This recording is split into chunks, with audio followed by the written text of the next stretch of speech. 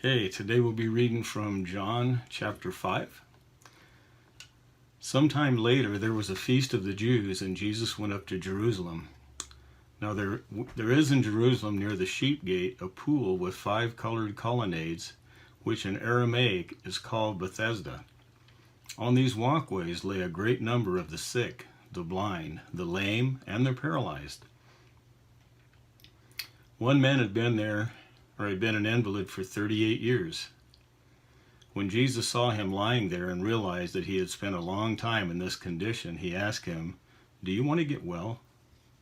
"Sir," the invalid replied, "I have no one to help me into the pool when the water is stirred. While I am on the way, someone else goes in before me." Then Jesus told him, "Pick up your mat and walk." Immediately the man was made well, and he picked up his mat and began to walk. Now this happened on the Sabbath day. So the Jews said to the man who had been healed, "This is the Sabbath. It's unlawful for you to carry your mat." But he answered, "The man who made me well told me, 'Pick up your mat and walk.'" "Who is this man who told you to pick it up and walk?" they asked. But the man who was healed did not know who it was, for Jesus had slipped away while the crowd was there. Afterward, Jesus found the man at the temple and said to him, "See, you have been made well. Stop sinning, or something worse may happen to you." And the man went away and told the Jews that it was Jesus who had made him well. Now because Jesus was doing these things on the Sabbath, the Jews began to persecute him. But Jesus answered, "To this very hour my Father is at his work, and I too am working." Because of this, the Jews tried all the harder to kill him. Not only was he breaking the Sabbath, but he was even calling God his own Father, making himself equal with God. So Jesus replied, "Truly, truly, I tell you, the Son can do nothing by himself unless he sees the Father doing it. For whatever the Father does, the Son also does. The Father loves the Son and shows him all he does. And to your amazement, he will show him even greater works than these. For just as the Father raises the dead and gives them life, so also the Son gives life to whom he wishes.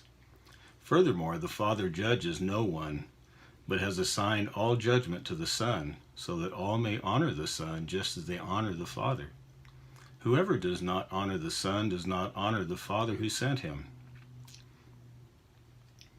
Truly, truly, I tell you, whoever hears my word and believes him who sent me has eternal life, and will not come under judgment. Indeed, he has crossed over from death to life. Truly, truly, I tell you, the hour is coming, and has now come, when the dead will hear the voice of the Son of God, and those who hear will live. For as the Father has life in himself, so also he has granted the Son to have life in himself. And he has given him authority to execute judgment, because he is the Son of Man. Do not be amazed at this, for the hour is coming when all who are in their graves will hear his voice and come out, those who have done good to the resurrection of life, and those who have done evil to the resurrection of judgment. I can do nothing by myself. I judge only as I hear, and my judgment is just, because I do not seek my own will, but the will of him who sent me. If I testify about myself, my testimony is not valid. There is another who testifies about me, and I know that his testimony about me is valid. You have sent to John, and he has testified to the truth.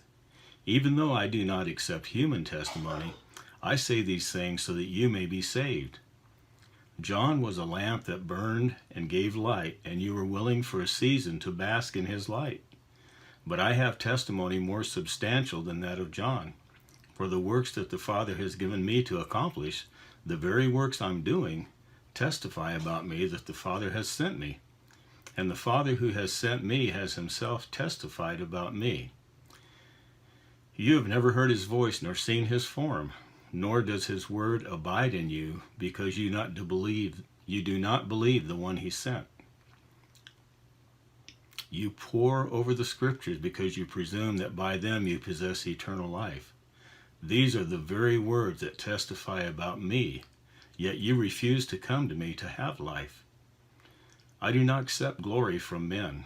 But I know you, that you do not have the love of God within you. I have come in my Father's name, and you have not received me. But if someone else comes in his own name, you will receive him. How can you believe if you accept the glory from one another, yet do not seek the glory that comes from the only God? Do not think that I will accuse you before the Father. Your accuser is Moses, in whom you have put your hope. If you had believed Moses, you would believe me, because he wrote about me. But since you do not believe what he wrote, how will you believe what I say? And that concludes John chapter 5. See you tomorrow.